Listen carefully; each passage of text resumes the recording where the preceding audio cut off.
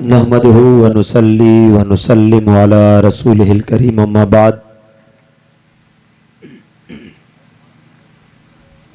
फ़अऊज़ु बिल्लाहि मिनश शैतानिर रजीम बिस्मिल्लाहिर रहमानिर रहीम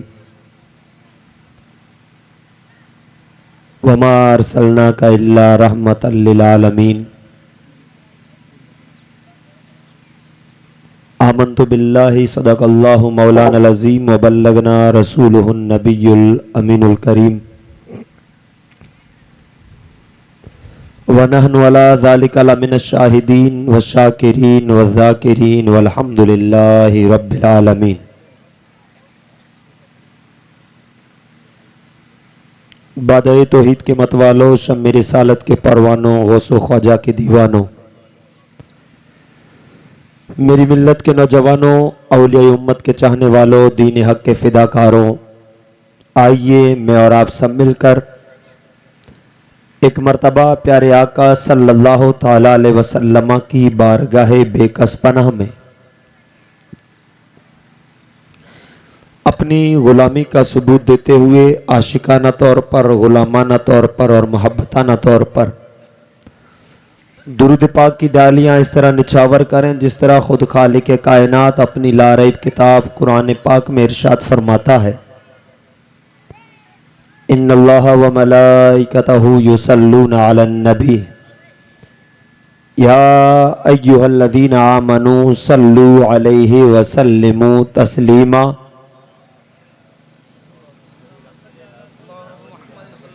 अल्लाहुम्मा सल्लि अला सय्यिदिना सय्यिदिना मौलाना मुहम्मद मुबारक व सल्लल्लाहु अलैहि सलातन व सलामन अलैका या रसूल अल्लाह सलातन व सलामन अलैका या हबीब अल्लाह सल्लल्लाहु अलैहि वसल्लम।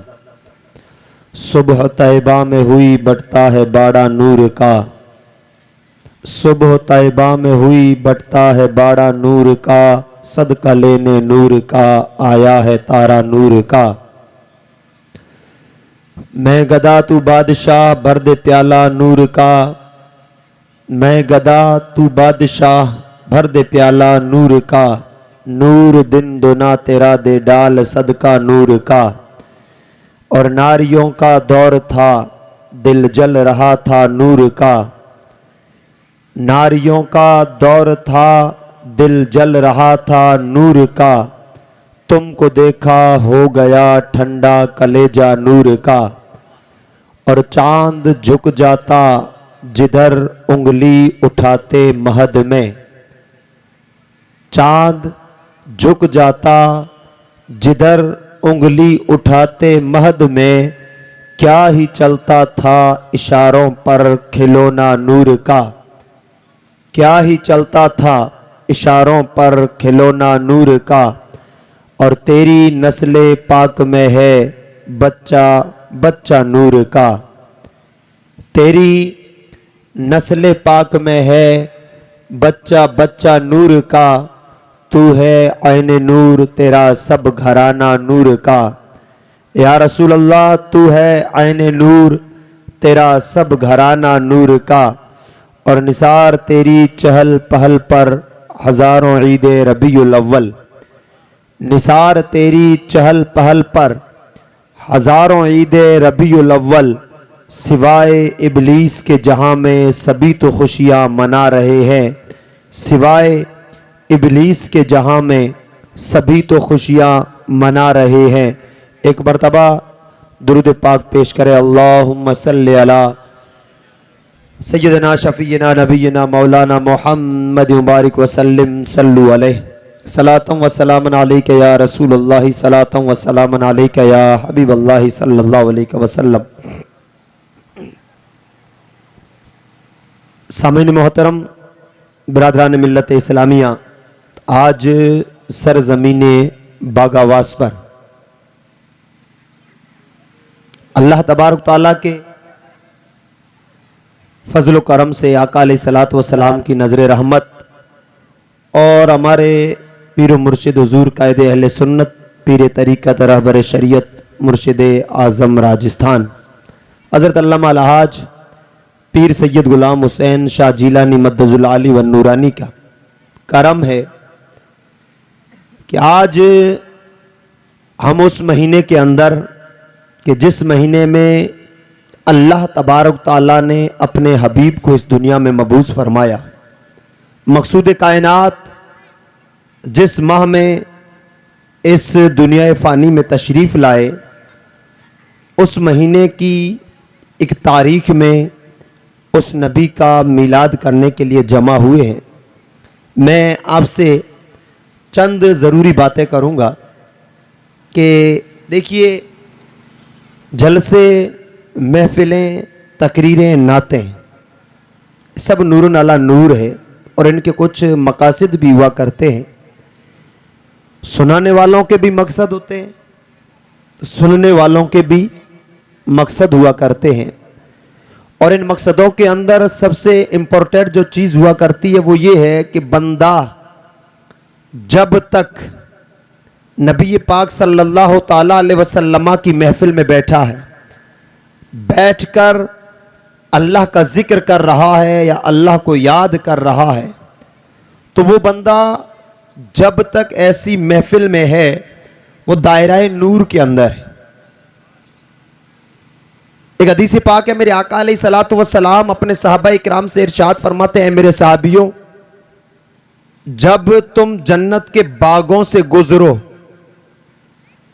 तो वहां जन्नत के बागों में कुछ देर रुक जाया करो और कुछ खा पी लिया करो। आपने उलमा इकराम से सुना तो होगा ना कि अल्लाह ताला ने जन्नत और दोज़ख बनाई है, देखी है आपने, तो फिर मान कैसे रहे हो? यही तो है ईमान। अल्लज़ीना युमिनूना बिल गैब, मोमिन वो है जो गैब पर ईमान लाए। अल्लाह देखा नहीं, ईमान है। मुस्तफ़ा को देखा नहीं, ईमान है। अंबिया को देखा नहीं, ईमान है। फरिश्तों को देखा नहीं, ईमान है। जन्नत दोज़ख को देखा नहीं, मानते हैं, ईमान है। मरने के बाद दोबारा जिंदा होना, ईमान है। कयामत का आना, इस पर ईमान है। इसी का नाम तो मुसलमान है। तो अल्लाह ताला ने जन्नत दोज़ख बनाई और ये चीजें तैयार है। दोज़ख 7वीं जमीन के नीचे और जन्नत अर्श आजम के पास में। जमीन पर तो कोई जन्नत नहीं है, जमीन पर कोई जन्नत नहीं है, लेकिन आका अलैहिस्सलातु वस्सलाम इरशाद फरमाते हैं, मेरे सहाबियों, जब जन्नत के बागों से गुजरो तो कुछ देर जन्नत के बाग में रुक जाया करो और रुकने के बाद जब जन्नत के बाग में ठहर जाओ तो कुछ खा पी लिया करो। सहाबा इकराम अर्ज करते हैं, या रसूल अल्लाह, इस दुनिया में जन्नत के बाग कहां हैं? आपको अगर पीर साहब किबला कहें कि जन्नत के बाग के करीब से जब गुजरो ना, बरनवा है, पाटोदी है, पचपदरा है, बालोतरा है, बागावास है, पीर साहब फरमा दे कि जन्नत के बाग के करीब से गुजरो तो थोड़ी देर रुक जाओ और जब रुक जाओ तो कुछ खा पी लेना। अब सोचेंगे पीर साहब ऐसी बातें क्यों कर रहे हैं? भाई, बरनवा में कौन सी जन्नत है? देखा है आपने? पाटोदी में आपको कोई जन्नत नजर आई है? यहां बागावास में आपको कोई जन्नत नजर आई है? तो आका अलैहिस्सलाम साहबा से फरमाते हैं, मेरे साहबियों, जब जन्नत के बागों से गुजरो तो रुक जाओ और बैठ जाओ, कुछ खा पी लो। साहबा अर्ज करते हैं, या रसूल अल्लाह, जन्नत हशर के बाद में है, आप फरमा रहे हैं जन्नत के बागों से गुजरो तो रुक जाओ, कुछ खा पी लो, तो या रसूल अल्लाह, इस दुनिया में जन्नत कहां है? दुनिया में जन्नत के बागात कहां हैं? तो आका अलैहिस्सलातु वस्सलाम इरशाद फरमाते हैं, ए मेरे साहबियों, जमीन के जिस हिस्से पर, जमीन के जिस खित्ते पर लोग मिलकर बैठे हों और अल्लाह और उसके रसूल का जिक्र करते हो, वो जमीन का हिस्सा जन्नत का बाग बन जाता। वो हिस्सा क्या होता है? उस वक्त के लिए जब तक महफिल चलती है, अल्लाह रसूल का जिक्र चलता है, वो जमीन का हिस्सा। अब आप फॉर एग्जाम्पल मान ले कि ये जो बागावास है ना, बागावास, ये टेंट जो लगा है, आप यहां बैठे हैं ना, फिलहाल अभी के लिए इसे जमीन का खित्ता ना समझें बल्कि जन्नत का बाग समझ लें।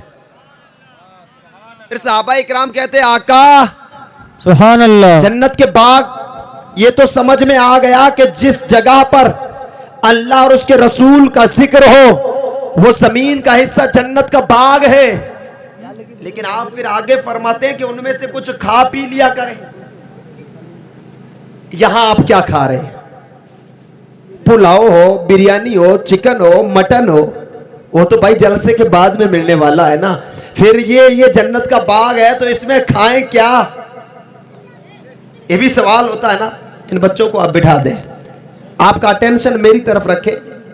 आप चार्जर है बोलने वालों के लिए, आप नात पढ़ने वालों के लिए, आप तकरीर करने वालों का चार्जर है। जब तक चार्जर कनेक्ट है मोबाइल चार्ज होता रहेगा। चार्जर डिस्कनेक्ट हुआ मोबाइल अपने आप डिस्चार्ज हो जाएगा। आपका अटेंशन इधर होना चाहिए। उलमा सारे पढ़े हुए हैं, इन्हें सब पता है, सुनाना आपको और सुनना आपने। तो तवज्जो के साथ में थोड़ी देर के लिए आप पूरा अटेंशन इधर रखें। अब सवाल यह है कि नबी पाक सल्लल्लाहु ताला अलैहि वसल्लम ने बता तो दिया कि जन्नत का बाग, अब समझ में तो आया कि जमीन का जो हिस्सा होता है जहां अल्लाह और उसके रसूल का जिक्र हो वो जन्नत का बाग है। और इसकी तफसीर कुरान भी बयान कर फरमाता है। अल्लाह ताला कुरान पाक में इरशाद फरमाता है, फज़कुरूनी अज़कुरुकुम वशकुरूली वला तकफुरून। ऐ मेरे बंदो तुम मुझे याद करो, मुझे। देखिए हमारे यहां पर पार्टियां होती है ना, कांग्रेस, बीजेपी, फलां फलां फलां पार्टियां। तो हमारे जो लीडर होते हैं ना वो कहते हैं कि लोगों आप हमारी पार्टी का प्रचार किया करो, घर घर जाओ, वोट मांगो, झंडे लहराओ, फला करो फला करो। और यहां पर एक बात याद आ रही, अभी मौलाना साहब एक बयान कर रहे थे कि रबियुन नूर शरीफ आ रहा है तो झंडे लगाए, झंडे लगाए। हम लोग 12वीं को मुस्तफा के नाम का झंडा गाड़ी पर लगाए, घर पे लगाए, लोगों को एतराज हो जाता है। और बीजेपी वाले झंडे खुद हाथों में लेकर घूमते तब एतराज नहीं होता है। खैर वो चीजें अलग है, वो चीजें अल्लाह फरमाता है तुम मुझे याद करो। हमारे पार्टी वाले लोग कहते हैं कि लोगों आप हमारी पार्टी का प्रचार किया करो, हमारे चर्चे करो। कभी आपने पूछा है, ए हमारे नेता, हम तो तुझे खूब याद करते हैं, क्या तू भी कभी प्रोग्रामों में हमारा नाम लेता है? तू हमें कभी याद करता है तकरीरों में कि ये मेरा कार्यकर्ता सबसे ज्यादा प्रचार करता है, ये वो करता? नहीं करते। लेकिन आए खालिक कायनात, सारी दुनिया का खालिक मालिक राज़िक अल्लाह क्या फरमाता है, ऐ मेरे बंदो तुम मुझे याद करो, फज़कुरूनी तुम मेरा जिक्र करो, मेरा नाम लो, मुझे याद करो, अज़कुरुकुम मैं तुम्हें याद करूंगा।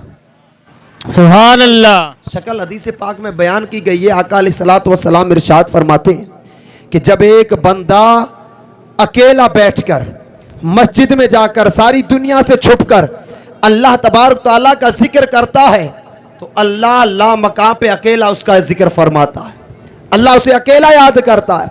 और कोई बंदा महफिल सजाकर लोगों को बुलाकर जलसा करके अल्लाह तबारक तआला का जिक्र करता है तो अल्लाह ताला ला मकाम पर एक जलसा सजाता है। जिब्रील, मिकाईल, इज़राइल, इसराफील, रिजवान, मालिक, जितने फरिश्ते सबको बुलाता है और फरमाता है कि वो मेरा बंदा जलसे में मुझे याद कर रहा है, हम यहां जलसे में उस बंदे को याद करते हैं। तो आका अलैहिस्सलातु वस्सलाम इरशाद फरमाते हैं, मेरे साहबियों जन्नत के बागों से गुजरो तो कुछ खा पी लिया करो। अब सवाल यह है कि यहां जन्नत का बाग तो है लेकिन खाएं पिए क्या? साहबा अर्ज करते या रसूल अल्लाह जन्नत के बागों से गुजरे तो खाएं पिए क्या, इससे मतलब क्या है? नबी पाक सल्लल्लाहु ताला अलैहि वसल्लम फरमाते हैं कि जहां अल्लाह का जिक्र हो अपनी जुबान को थोड़ी तकलीफ देकर के अल्लाह की तस्बीह और तहलील कर लिया करो। ये कुछ कुछ जो आवाजें आ रही है ना सुभान अल्लाह की, क्या सुभान अल्लाह की ये जो आवाजें हैं ना, यही है जन्नत के मेवे खाने का। जो बंदा इस जन्नत के बाग में बैठ गया और बैठने के बाद जिसने जुबान से एक बार सुभान अल्लाह कह दिया, समझो मुस्तफा के फरमान के मुताबिक उसने जन्नत के बाग के मेवे खा लिए।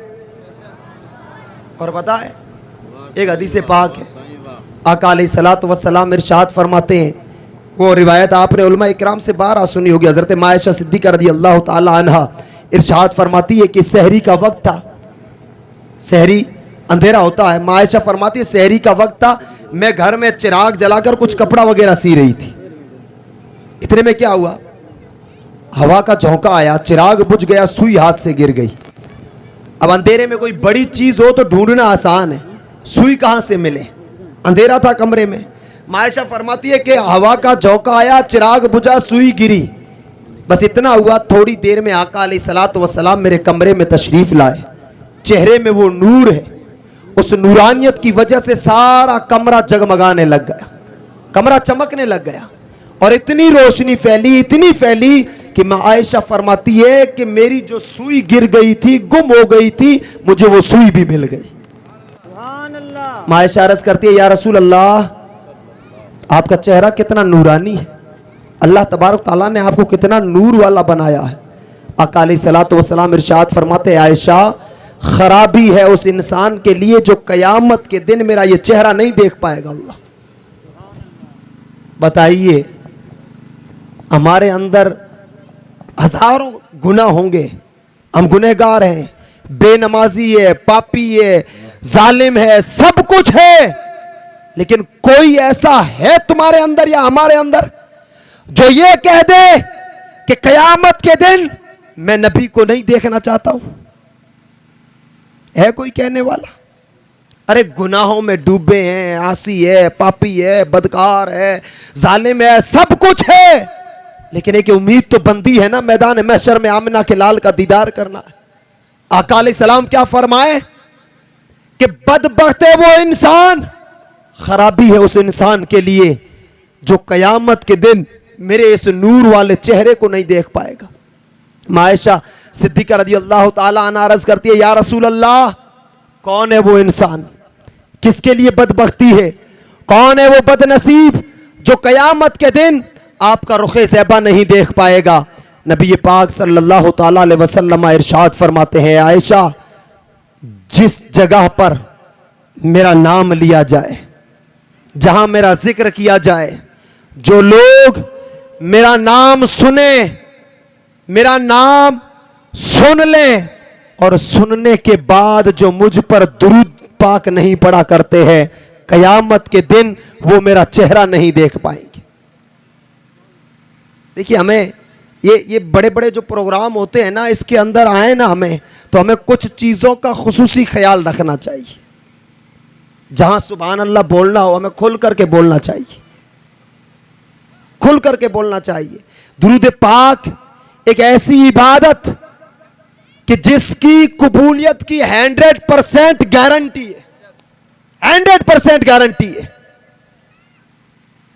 अगर ना आए तो सिर्फ इतना पढ़ ले, सल्लल्लाहु ताला अलैहि वसल्लम, नबी पाक सल्लल्लाहु ताला अलैहि वसल्लम का नाम सुन ले, झूम जाए मुस्तफा के नाम पर, और दुरूदों की सदाएं तो ऐसी बुलंद हो कि सारा मजमा एक हो जाए, और ये सदाएं सिर्फ यहां तक ना रहे बल्कि यहां से गूंजती हुई मदीने जाकर के पहुंच जाए।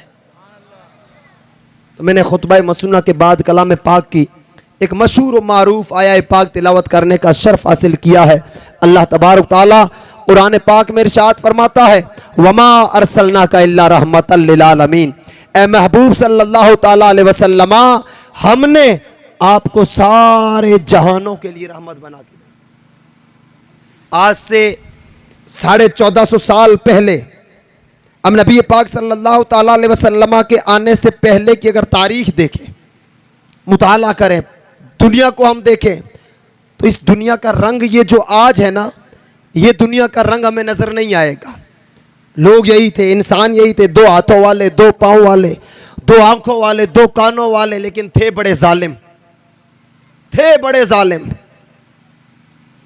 अपनी खुद की बच्चियों को अपने हाथों से गला दबाकर मरोड़ करके खत्म कर दिया करते थे। देखिए, आज आपके घर में बच्चियां है कि नहीं है? जो बच्चियों के बाप है हाथ खड़े करे। बच्चियां अल्लाह की रहमत है। बच्चियां क्या है? अल्लाह की रहमत है। आज मां बाप बड़े सुकून के साथ, इत्मीनान के साथ और दिल लगी के साथ अपनी बच्चियों की परवरिश करते हैं। लेकिन वो दौर था कि जिसमें जब किसी घर में कोई बच्ची पैदा होती तो बाप उस जिंदा बच्ची को जिंदा कब्र के अंदर दफन कर देता था। क्यों? वजह क्या थी? वजह यह थी कि घर में कोई दामाद बन के आएगा। हमारी मारवाड़ी में बोलते हैं ना, पौना। किसी के घर का अगर कोई पौना बन गया ना तो फिर ससुर के लिए नाक कट गई कि यार तेरी बच्ची और तेरा भी कोई पौना है, तेरा भी कोई दामाद है। ये उन्हें इतना मनहूस लगा करता था कि दामाद से बचने के लिए वो अपनी बच्चियों को जिंदा कब्र में गाड़ दिया करते थे। आका अलैहिस्सलातु वस्सलाम दुनिया फानी में आए, इरशाद फरमाया कि जिस घर में 3 बच्चियां हो, 3 कितनी हो? देखिए हालात बदले हैं। वो लोग जिंदा बच्चियों को कब्रों में गाड़ा करते थे, गला दबाया करते थे, लेकिन लोग आज भी बच्चियों को मार रहे हैं। पहले पैदा होने के बाद मारा जाता था, आज सोनोग्राफी के जरिए मां के पेट के अंदर बच्चियों का मर्डर किया जाता है।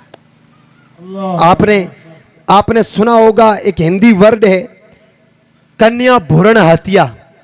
आप समझते?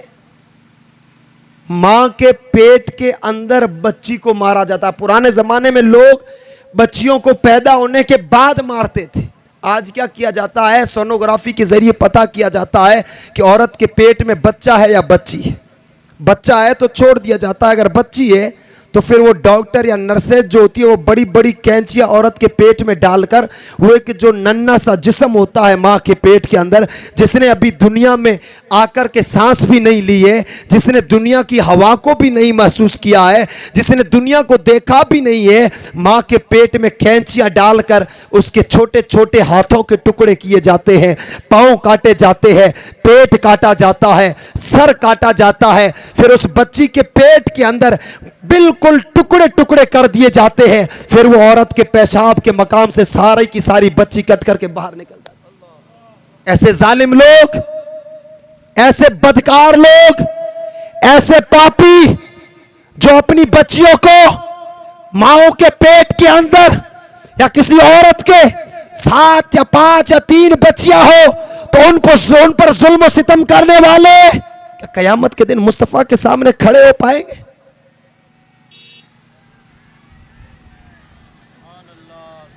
अर्ज कर रहा था कि वो दौर था जिसमें बच्ची पैदा होने के बाद उसे मारा जाता था। आज मां के पेट के अंदर बच्चियों को चेक किया जाता है, बच्चा है या बच्ची है, फिर वो कैंचियां वगैरह डाल करके छोटे छोटे टुकड़े करके, छोटे छोटे वो उंगलियां कट जाती है, हाथ टुकड़े टुकड़े हो जाते हैं, पांव के टुकड़े टुकड़े हो जाते हैं, सर के टुकड़े टुकड़े कर दिए जाते हैं, पेट के टुकड़े टुकड़े, फिर वो बच्ची टुकड़े टुकड़े होकर के मां के पेट से बाहर निकलती है। बताएं, ऐसे लोग कयामत के दिन मुस्तफा जाने रहमत सल्लल्लाहु ताला अलैहि वसल्लम के सामने क्या मुंह लेकर के जाएंगे? आका अलैहिस्सलातु वस्सलाम मस्जिद नबवी से इरशाद फरमाते हैं, मेरी उम्मत के लोगों सुनो, जिस घर में 3 बच्चियां पैदा हो जाएं और वो माँ बाप अपनी बच्चियों को दीन सिखाएं, कुरान सिखाएं, अच्छी तरबियत दें, पर्दा की पाबंद बनाएं, शरीयत की पाबंद बनाएं, जब बालिग हो जाएं उनका निकाह फरमा दें, उनका निकाह कर दें। मैं आका अलैहिस्सलातु वस्सलाम इरशाद फरमाते हैं कि मैं जमानत देता हूं क़यामत के दिन उस बच्चियों के मां बाप को मैं अपने साथ जन्नत के अंदर लेकर के जाऊंगा। अल्लाह ताला इरशाद फरमाता है, वमा अरसलनाका इल्ला रहमतल लिल आलमीन, ए महबूब सल्लल्लाहु ताला अलैहि वसल्लम, हमने आपको इस जहान के लिए रहमत बना करके भेजा है। नबी पाक सल्लल्लाहु ताला अलैहि वसल्लम के आने से पहले ये नमाज, ये रोजे, ये ज़कात, ये हज सब कुछ हमें बाद में मिला है। हाल तो ये है कि सिर्फ गरीबों ने, यतीमों ने, मिस्कीनों ने, मजलूमों ने, बेवाओं ने, इन लोगों ने अल्लाह ताला की बारगाह में जालिमों के जुल्म से बचने के लिए सिर्फ उन्होंने दुआ नहीं मांगी थी, बल्कि रिवायात में आता है कि खुद खानाए काबा के दरो दीवार से आवाज बुलंद हुई। क्यों? इसलिए कि ये जो काबा है जिसकी तरफ हमें मुंह करके नमाज पढ़ने का हुक्म है, और आज हर मुसलमान चाहता है कि काश जिंदगी में एक मौका आए कि मैं जाकर के खानाए काबा का तवाफ कर लूं। इसी काबे के अंदर एक नहीं, दो नहीं, तीन नहीं, चार नहीं, 50 नहीं, 100 नहीं, बल्कि 360 मूर्तियों की पूजा हुआ करती थी। आज कुछ लोग अपनी तकरीरों में कहते हैं कि क्या तो अल्लाह इतना कमजोर हो गया कि मस्जिद हराम का इमाम मुनाफिक हो गया, का नबी पाक सल्लल्लाहु ताला अलैहि वसल्लम इतने कमजोर हो गए कि मस्जिद नबवी का इमाम एक मुनाफिक बन गया। ये तो नहीं हो सकता। वो धोखा देने के लिए तो उनसे ये सवाल भी हो सकता है कि मुस्तफ़ा के आने से पहले यही काबा था, यही रब का घर था, बनाने वाले इब्राहिम और इस्माइल थे, घर खुदा का था, लेकिन इबादत खुदा की नहीं हो रही थी बल्कि इबादत 360 मूर्तियों की हुआ करती थी। और काबे के दरो दीवार ने दुआएं मांगी थी कि मौला अब उस जात को भेज जो आए और तेरे घर को पाक और साफ करके तेरे लिए सजदों की जगह बना डाले। तब अल्लाह तबारक ताला ने अपने प्यारे हबीब सल्लल्लाहु ताला अलैहि वसल्लम को इस दुनिया में मबूस फरमाया और आका अलैहिस्सलातु वस्सलाम आए। आका अलैहिस्सलातु वस्सलाम आए तो इस खाना काबा को पाक और साफ किया। और आज सारी दुनिया जिस काबे की तरफ अपना चेहरा करके इबादतें करती है, ये सदका है आमिना के लाल का कि उन्होंने आकर के हमें ये दीन अता किया है।